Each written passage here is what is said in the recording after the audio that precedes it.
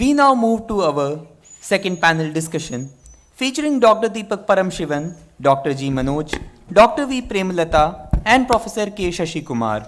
We request all panelists to kindly come up to the dais and be seated.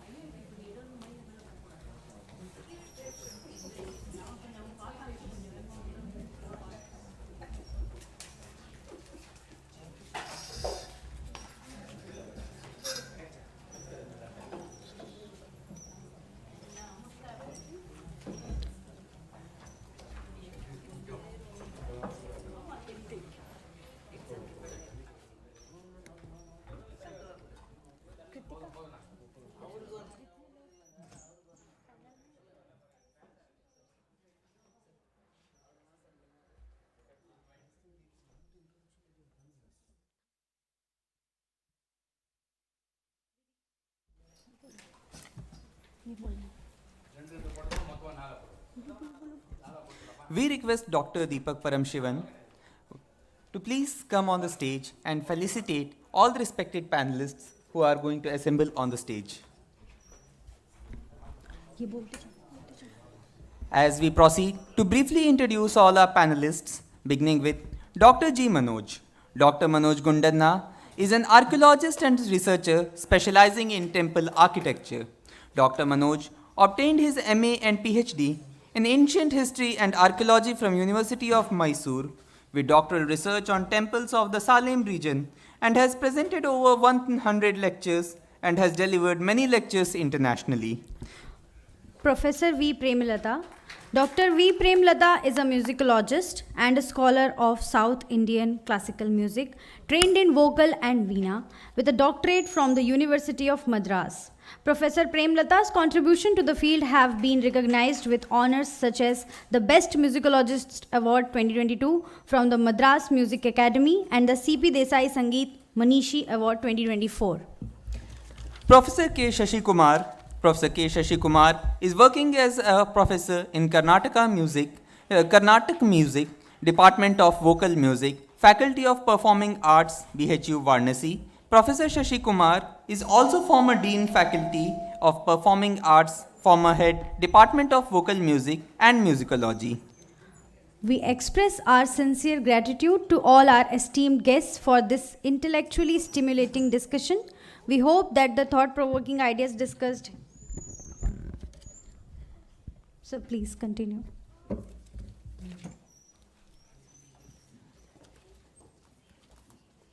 Namaste, everyone. Due to paucity of time, we'll have to cut short our panel discussion to 40 minutes, I'm told. I'll begin with it's a funny quote about wedding in Sanskrit.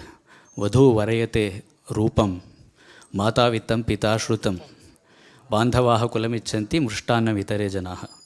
So when in a wedding, girl likes the boy's appearance, looks, and mother is interested in how much wealth he has, and father is interested in his erudition, his education, and relatives are interested in his lineage.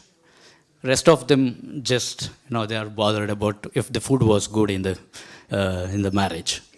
So Dīkṣitar Kriti pretty much, not just Dīkṣitar Kriti, every Kriti, music in general fits to this framework. If you are a scholar, you can really delve deep into the raga, bhava, sahitya, the grammar, and all the topics that we have discussed in the proceedings today, and many more. And if you are a performer, you really don't have to bother about any of this. There's a பலம் அதிகம், அர்த்தம் புரிஞ்சுட்டு பண்ணால் பலம் அதிகம்.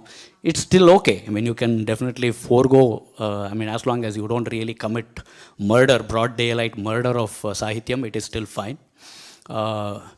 Other than that, for Rasikas, we really don't have time to go through Srividya Upasana or Navagraha, whether Mangala's Mitra is Surya or Chandra or Kujamangala Yoga, Chandramangala Yoga. We don't have time to go through all that. So it depends on what your interest is as a Rasika or as a researcher or as a performer. So Dīkṣitar's Kriti offers you everything. So that's the greatness of Dīkṣitar. I'll just keep this short introduction, and I'll ask all the panelists to make their initial remark, maybe a quick initial remark, and then a slightly elaborate remark, and then we'll conclude. I'll keep all my observations to the end. I'll because there are many issues that were raised, and I think I have solution for some of them, and I have answer to some of the questions that were raised. Okay. So namaste everybody. It's actually a blessing to be talking about Dīkṣitar here. I very much doubt if I am really worth speaking about it.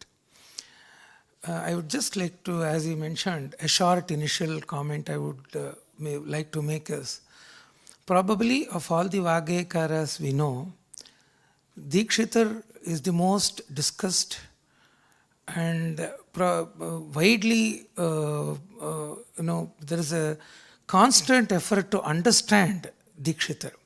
No other Vagayakara has been discussed so much or criticized so much in all the facets of Sahitya, Sangeeta and other things. So this itself shows that Dīkṣitar was quite ahead of his time, and his contributions have been very much varied than the normal stream of the other Vagayakaras and their contribution to Carnatic music. And I have just contributed about a small life sketch of Muthuswami Dīkṣitar in this commemorative volume.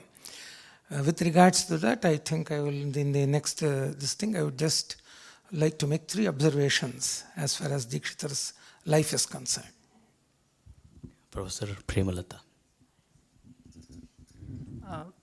Namaskarams to all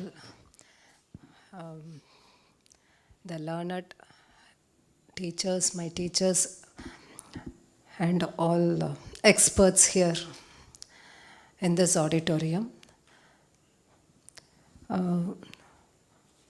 As a humble effort, I had tried to contribute for this volume an article which will focus on integrating Dīkṣitar's compositions into the curriculum of the departments which are not music, the other departments, like the physics, chemistry, the STEM departments, the languages, humanities.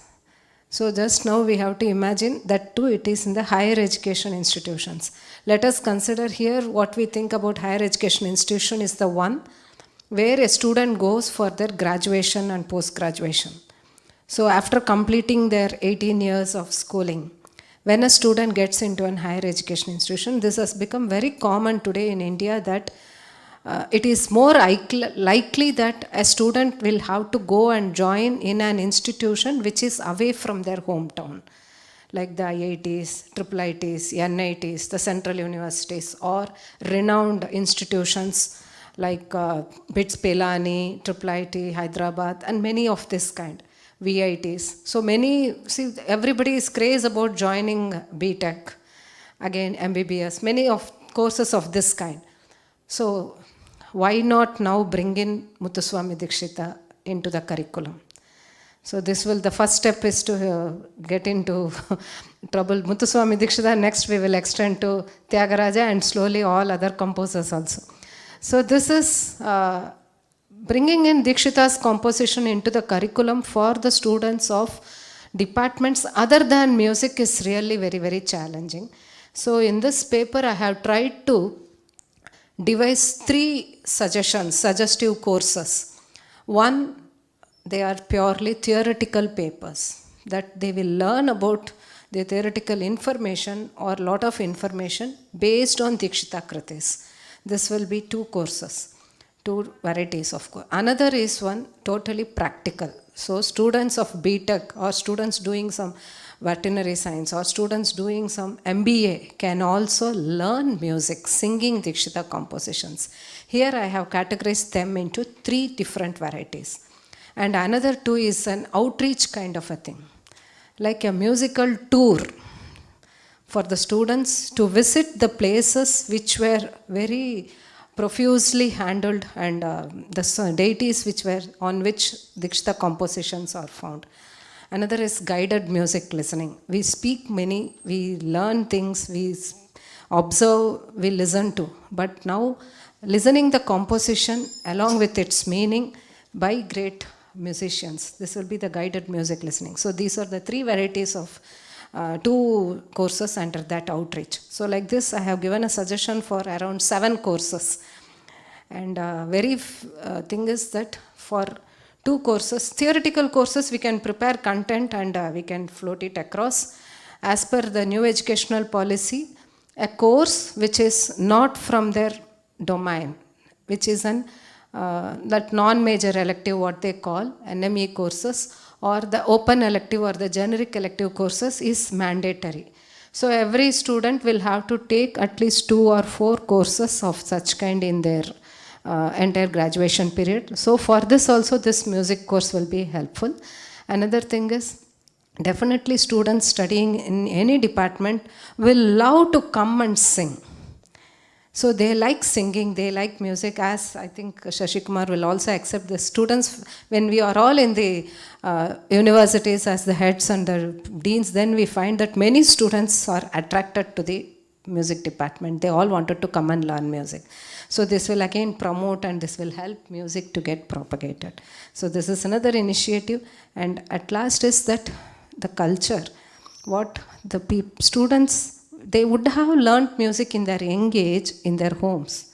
Once they go to the college, definitely from 9th, 10th onwards, these people will leave away music because they have to prepare for JEE, they have to prepare for some and other kind of entrance exams. So now after coming back to the college life, if they are given an opportunity to learn Carnatic music, definitely it will be a blessing. So in this way we can contribute, we can motivate such students and also propagate our music. So these are the background of this paper. Thank you, sir.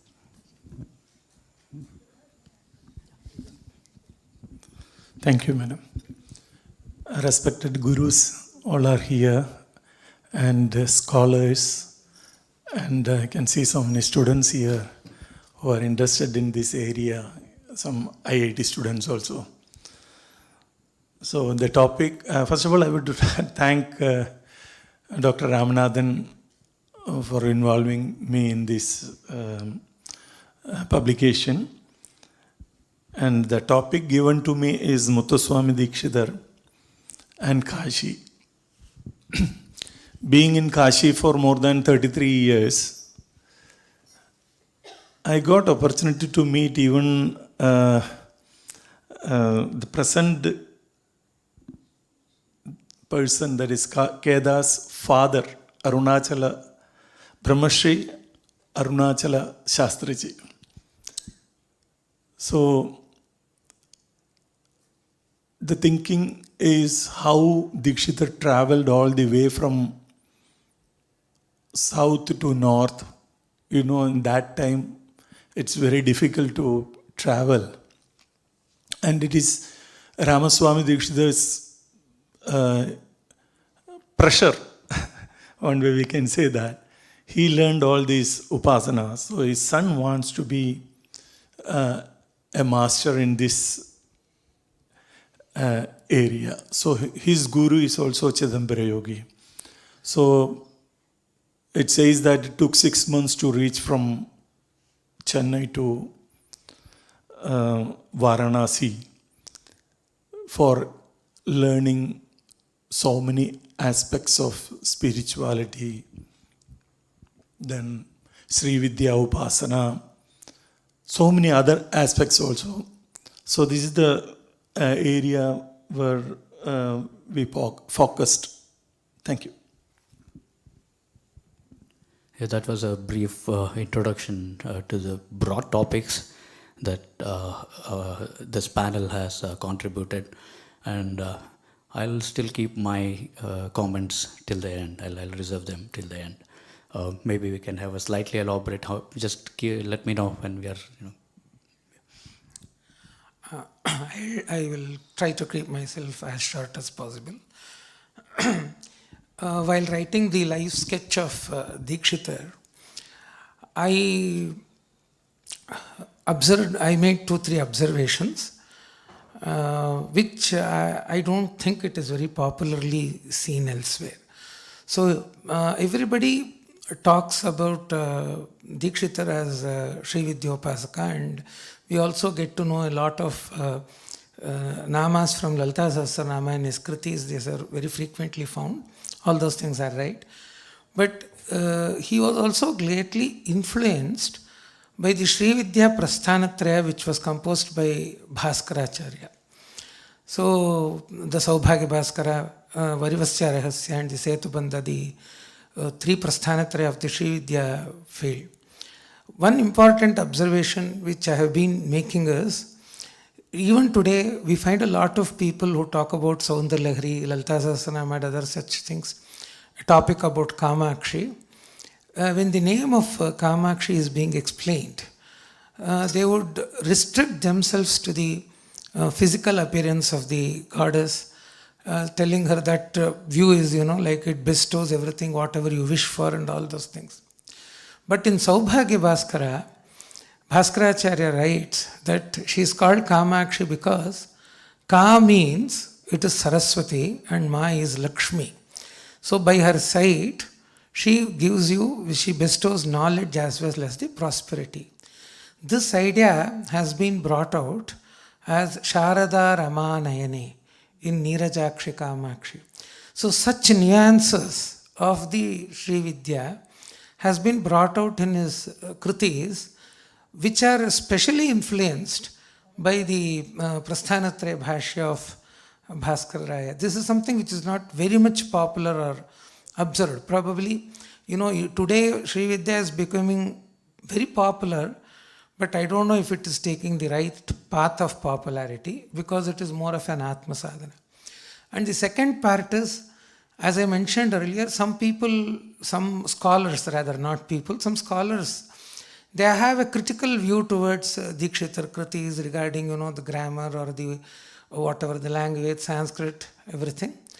But as Mr. Deshiraju was mentioning in his lecture, it was not the kritis which was composed for popularity or for some people to listen, enjoy, clap, entertain. No.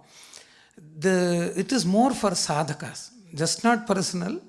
The benefit is also for the sadhakas, and the kritis of Dīkṣitar are really a anubhava by itself. So suppose we have the practice of chanting Lalita Sahasranama. If you're really dedicated doing to it, not with your mind set somewhere and just chanting Lalita Sahasranama, if you have some dedication and do Lalita Sahasranama, the continuous process gives you an experience. The same experience can be felt if you are continuously involved with the kritis of Dīkṣitar. So even for Shyama Shastri, for that matter, I always feel that the Bhairavi Swarjati of Shyama Shastri, if it is sung, we will have that, the satisfaction of knowing Lalita Sahasranama to some extent. So like that. So this is more of the sadhana part for the sadhakas, mainly. The Sangeeta of Muthuswami Dīkṣitar is that approach, where the sadhakas. And the last point which I would like to make is, when we discuss the life of elders, just not Muthuswami Dīkṣitar, any other great saint or composer or whatever, it is in our Abhichata Parampara, in the Indian tendency, where, I don't know for what reason, we associate a lot of miracles with that grace personality. We say that, some miracles were performed by him. But personally I feel for people who are well versed in Vedanta, these miracles are not really the rasa thing. It's not the, for bhakti rasa, for Vedanta. And sometimes it also takes away the credit of the sadhaka. See, Dīkṣitar as a sadhaka has his own credit and merit. And the Vedanta also promotes that siddhir mohadayini. If you have siddhis, sometimes the path may be misled.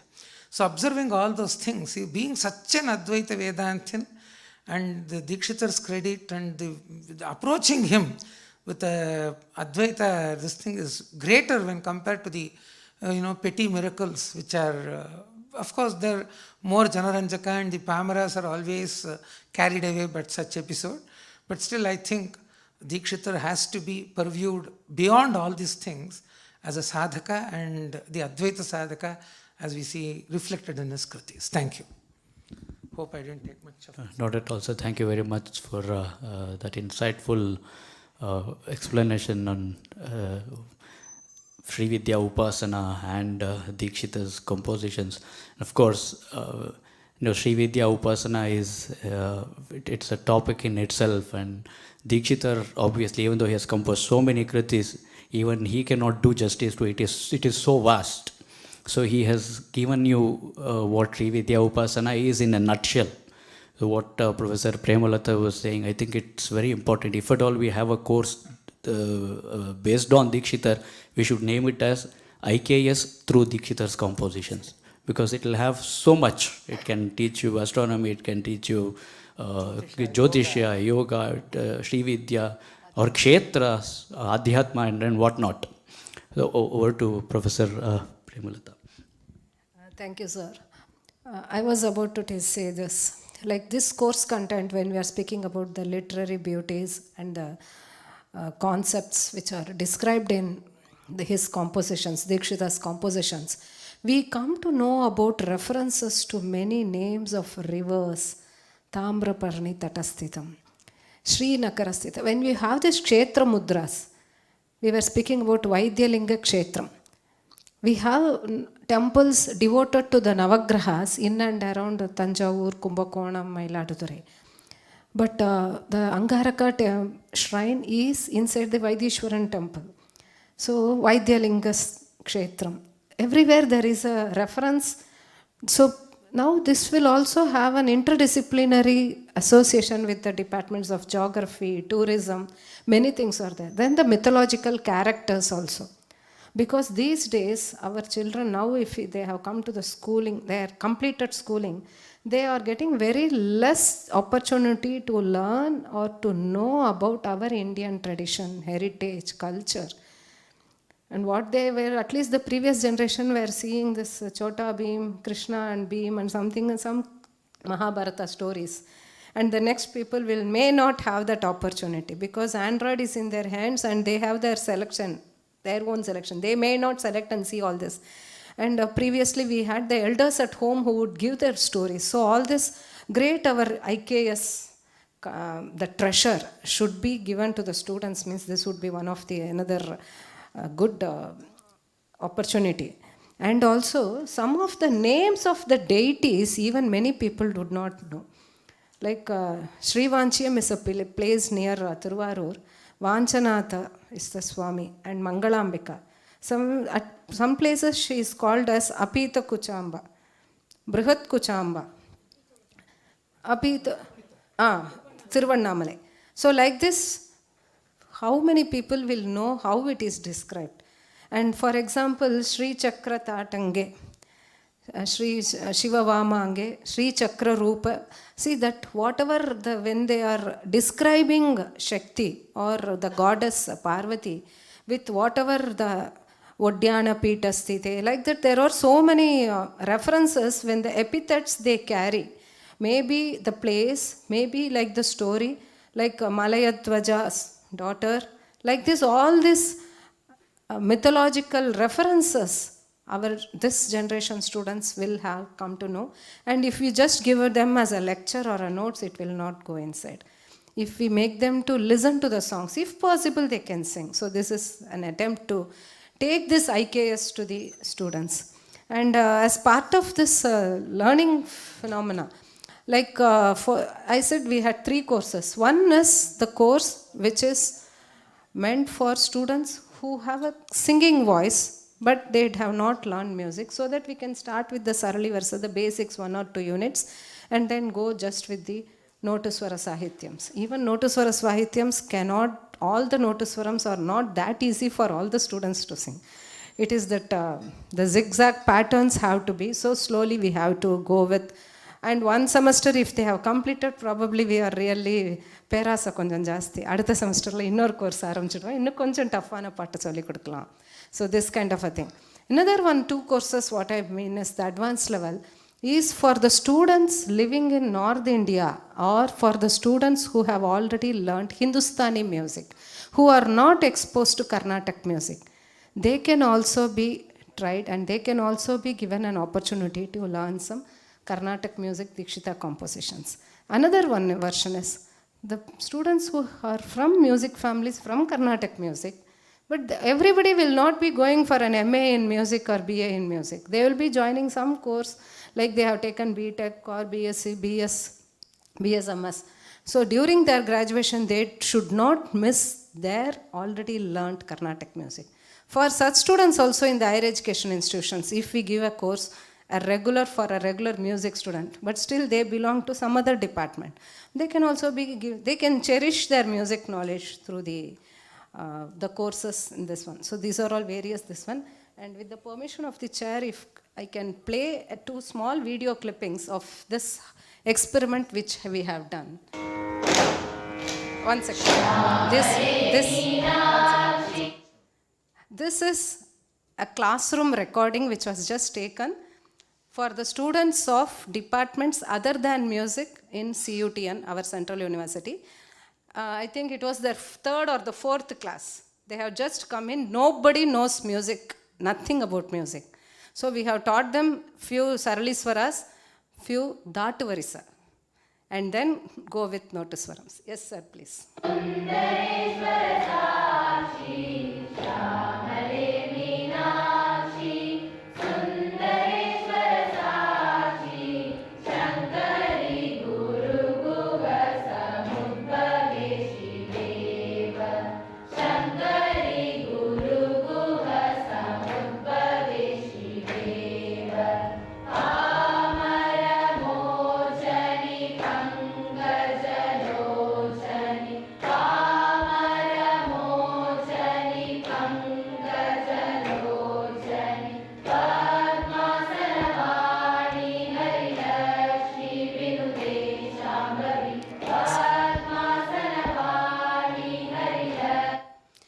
Students from Northeast also, and here you could see on the front row, one boy was just putting Aditalam like this. He could not get Aditalam that count. So what we said, just put this for the time being.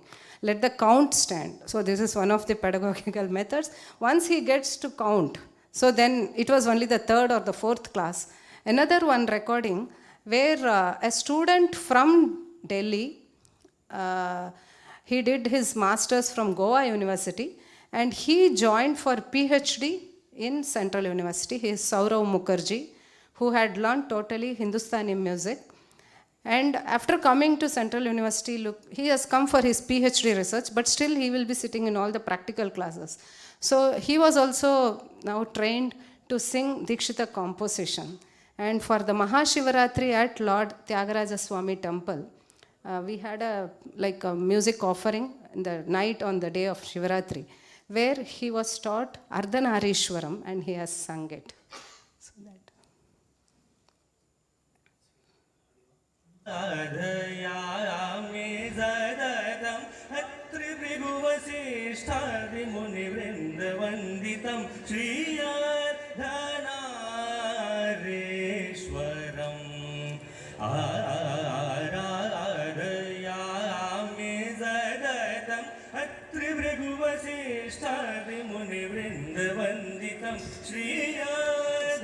So this is a humble attempt which we had taken. Definitely, I think if seriously taken all over India, this will give some fruitful results. Thank you. coming back to Kashi, for Hindus, Kashi is a center. Or then every person, if you are born as a Hindu, at least once in a life wants to visit Kashi. So, regarding Kashi, Kashi is a hub for music, especially the gharanas of Khyal, Drupad, then Kathak, instrumental also. So many, if you walk through the gullies, you can listen a lot of music and riyas, that is the practice. It is in work for long period. So, again, all things are interconnected. As we were talking about Drupad Sangeet, how he is influenced. So, Kelvi Jnanam rumba important. He came to, Muthuswami Dīkṣitar came to Hanuman Ghat. It is still there.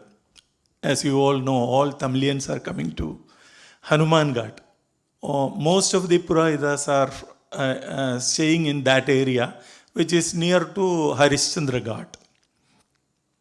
Same place where Chidambara Yogi stayed, that is actually one step just down to Ganges, the present place.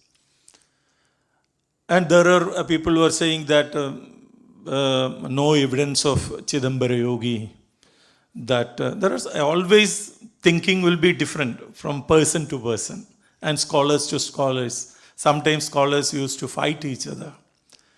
So, when they did the renovation of that temple at the time of Brahmashri Arunachala Shastrigal, they got some evidences of Chidambara Yogi. And they were all afraid of that because they don't know what will happen if they touch it. So, while doing the temple renovation, they kept all the documents inside. They got some boxes, so many documents, they all kept below the Shivalinga, the Sri Chakraraja Shivalinga. So, this is the oral evidence what the family told about the presence of Chidambara Yogi in that area. That is Hanuman Ghat. And temple is still there. Presently, Kedar Mahadevan is doing the puja, daily puja he used to do in the morning. And sir has already visited that place. And most of the musicians used to go there and sing near the Shivalinga. And daily puja is going on. And the family is staying just left side and right side. There are 2 rooms. They are staying in that place. And the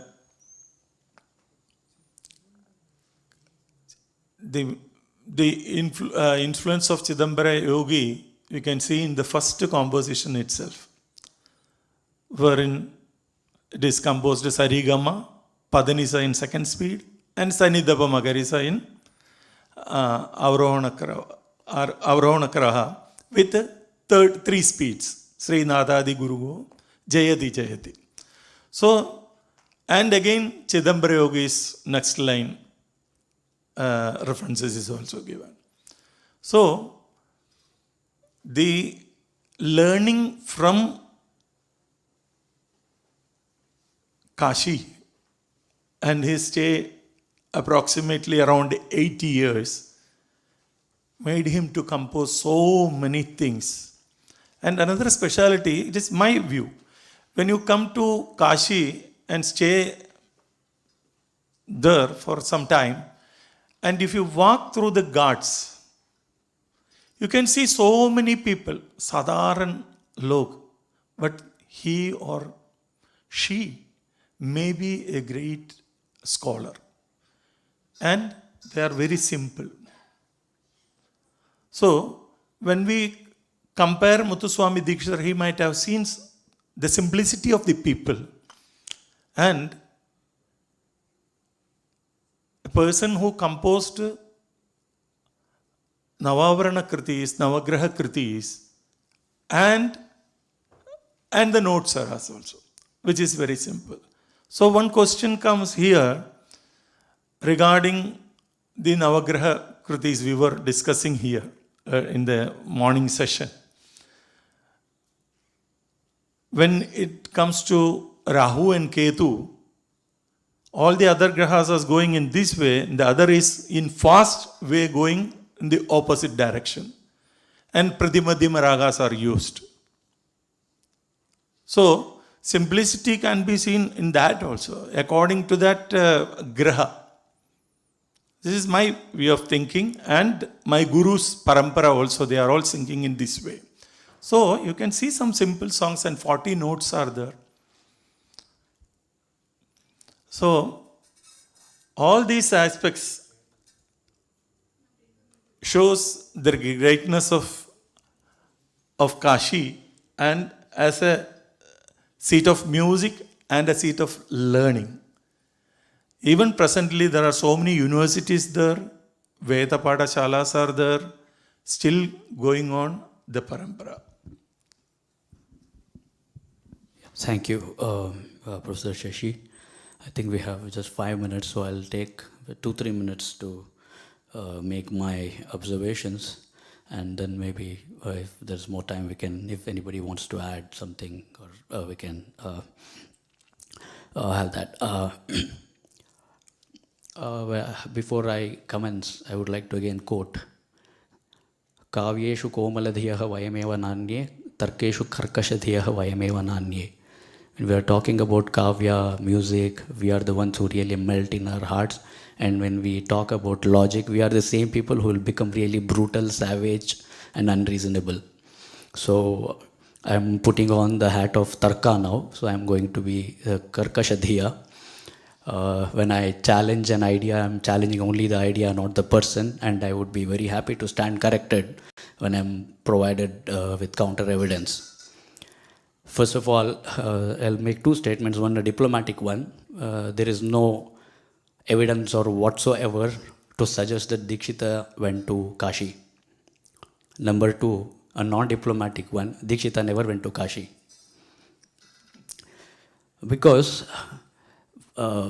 even 50 years before Dīkṣitar, Hindustani ragas were already popular.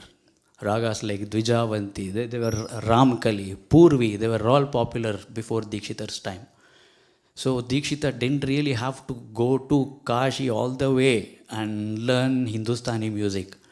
Even for the sake of argument, if we assume that he did go to Kashi, the time at which Dīkṣitar went to Kashi, Drupad had already taken a back seat, because Ram Sahaya had already started the Banaras Gharana in Tabla, and there was already a bifurcation of Drupad and Khayal, and Sadarang Pia had started teaching Khayal music to his students, because there are many theories about how Khayal music came to being, but one of the theories is that he was really upset with the patron king. So he said, I'm not going to sing Drupad anymore, I'm going to start a new system of music, and that was Khayal. So he had already started Khayal by then. So even if Dīkṣitar went to Kashi, I'm not very sure if Dīkṣitar would have learned Drupad music. So in all likelihood, it's possible that there were visiting musicians who were coming to Tanjore. Dīkṣitar had access to royal, even though he didn't approve of royal patronage, he did have access.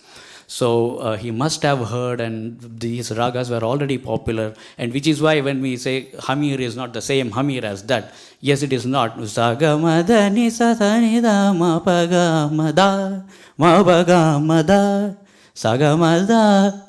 This is the Hamir, the current day Hamir. Samagamapa sanida nida pamapadhamaresa. This is Kedar, the Hamir of Muthuswami Dīkṣitar. Maybe there was some confusion, we don't know. Because most of the compositions that Dīkṣitar has composed, most of the ragas, I would say very boldly you can make this statement that it is nothing but a practical manual of Muddu Venkatamaki's Raga Lakshana. Even though Muddu Venkatamaki, he didn't call his text as Raga Lakshana, we don't know, he didn't even call it anything. But he had this parampara, this text that he learned from his father, and he had this raga knowledge through the parampara. And whatever Muddu Venkatamaki writes in his text, so you can see there is a one-to-one correspondence between what Dīkṣitar has composed and Muddu Venkatamaki's Raga Lakshana. And when I was writing this article, I started with a different objective, different abstract, but Dr. Ramanathan shared a few videos. He said, please go through this before you write your article. And then it took a different trajectory. You know, I started digging deep into the treatises and started finding out all these wonderful things. See, Drupad comes from a prabandha called Salaga Suda. It had 5 dhatus. The Udgraha, Melapaka, Dhruva, Antara and Abhog. See, it had 5 components. And even now there is a 6-component Drupad which is practiced by the Maihar Gharana. But we see in Dīkṣitar's composition, it's a Dvikhanda. Whenever there is a Drupad kind of composition, it's a Dvikhanda. In fact, I would actually urge you to read Professor Premalatha's article on ragas. It's a fantastic article about all the Desha Raga, Naya Raga, Rakti Raga and Ghana Raga. It's a fantastic article. You will see some of these issues addressed. And Subbarama Dīkṣitar, he writes in his Vagyakara Charita that Muthuswami Dīkṣitar was already residing in Manali, Chennai Madalaya, this was after his marriage. So Dīkṣitar couldn't have abandoned his wife and gone to Kashi. Back then, the record says that it took at least 2.5 years for the queen of Maharashtra to reach Kashi from Maharashtra, which is halfway through. So if Dīkṣitar had gone with a yogi, a mendicant, who was leading a frugal life based on begging alms, there is no way he would have made it to Kashi in less than 4 years. 4 years to go, spend 5 years, 4 years to return. What are we talking about? Almost 13 years, 14 years? No way. Okay, and in his compositions, in Kashi Vishalakshim Bhaje, Gange Mampahi, he doesn't talk about Kashi at all. It's a passing reference to Kashi. He talks about Shiva in general, and that reverence for Ganga and Kashi is pan-India. You know, if you go, no matter where you go in India, we hold Ganga in reverence. Gange Chamune Chaiva, we start our day with that. And Kashi is, of course, the center of learning. And this I have already mentioned, that Drupad had already lost its luster. That's about, and more you can find in my article. Professor Desi Raju raised a research problem this morning. It is not a research problem. According to me, it is already addressed a long time ago. There is which actually in Sayana Bhasha, Sayana quotes this.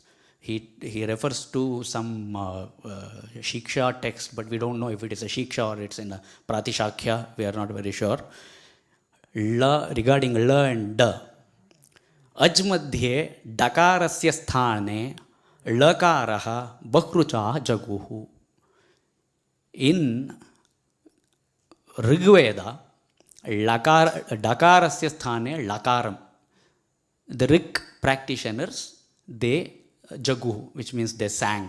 So it's just a simple practice which was found among only Rigvedans and in the Suktas, the Rigveda Sukta in Yajurveda. And Panini doesn't, in the whole of Ashtadhyayi, there is no lakara. And regarding Gauranga is not wrong at all, because we have Dhammillaka, the Ardhanarishwara Stotra also, the Karpura Gauranga. He is fair-skinned. That's absolutely fine. So Shiva is the Gauranga. And regarding Gaulanga, Dīkṣitar has taken many licenses, poetic licenses. So there are so many Apaniniyas. So it is absolutely fine. You know, when we are singing, அந்த காலத்தில் சொல்லிட்டு இருந்தால் இப்போ எங்கள் குருநாதர் சொல்லுவா, பாடும்போது if you really make a split very proper சந்தி, மதுராபுரி நிலையே, ஐம் நாட் கெட்டிங் இப்போ எல்லாம் இதே பாடிட்டு இருக்கா, சிந்தைய மாக்கந்த மங்களகர மந்தஹாசவதனம் மாணிக்ய வரகாஞ்சி சதனம் மாணிக்ய வரகாஞ்சி சதனம் அப்படின்னு பாடும்போது அது என்ன, because it is one word, அது ஒரு பிரெத்லேயே பாடிட்டா பெருசாக என்ன சாதிச்சப்பா, அங்கே பைரவி போயிடுத்து, நீ பைரவி கொண்டு வா, எனக்கு அது போகிறோம் அப்படின்னு சொல்லுவாள். So when we are singing we really don't have that luxury to stick to மாத்து. Dhatu is important. So Dīkṣitar might have taken poetic license to call him Gaulanga because he wanted the Raga Mudra. It is absolutely fine. So it is not a research question as far as I am concerned. To conclude, Mami was talking about Kannada. So Kannada is actually classified as a Bhashanga Raga. So in Muddu Venkatamaki, he says, Bhashanga Raga Kamboji Kannadesha Manohari. So Kamboji, Kannada, Isha Manohari, these are all Bhashanga Ragas. So that Chinnani and Periyani, I think it is probably explainable through that. Yeah, that's about from my side. If there are any concluding remarks or if you have time, you want to. I thank all the panelists, the learned panelists. Thank you very much. Thank you. I'll have to play devil's advocate because we are running out of time. That's why I'm cutting short all the panels. And talking about, because there was reference to Nayyayika and we heard a contradictory statement. There is a very famous saying about Nayyayika. I think this is by Appaya Dīkṣitar. Dr. Sumitra, correct me if I'm wrong. There is Ghattopavishta Nighavakbhir Arthaihi Shabdagamagnan Upasantvayamaha Aplutya Bhalluka Vadaf Patanti Katham nu Jaya Iha Gautamiya. So his contradictory argument of Dīkṣitar not visiting Kashi comes like how a bear pounces upon us. Aplutya Bhalluka Vadaf Patanti. So we have, as true to the nature of the academic conference, contradictory views are admissible, but they are not the final say. As somebody said, this is the start of the research thinkings. Let us move ahead in that line. With those words, I thank the panel, the panelists, and all the contributors.